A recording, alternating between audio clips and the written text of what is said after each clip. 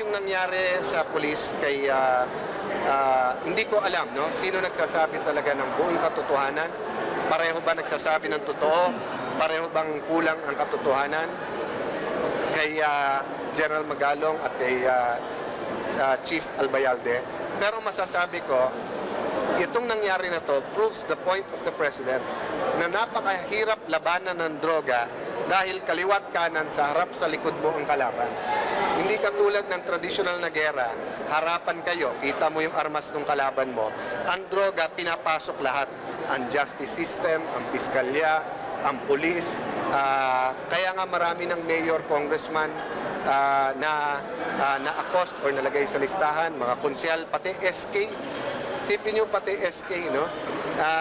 Ni wala pang 18 anyos, nakuhuli nagbebenta ng droga.